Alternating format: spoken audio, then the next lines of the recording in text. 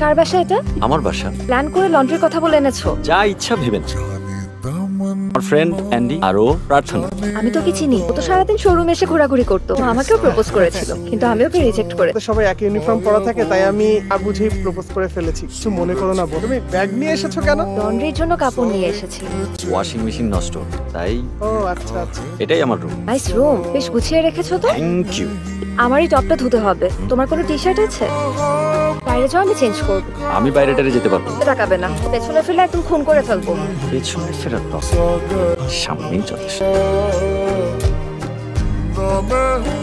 ওটার সময় আয়নার ভেতর তাকিয়ে থেকে এমন ভাব করবে যে কিছুই দেখে নাই। পেছনে ফেরো। কেমন লাগলো? পুরাই আগুন। একটু মিষ্টি মুখ হয়ে যায়। থাক। কি হলো আবার?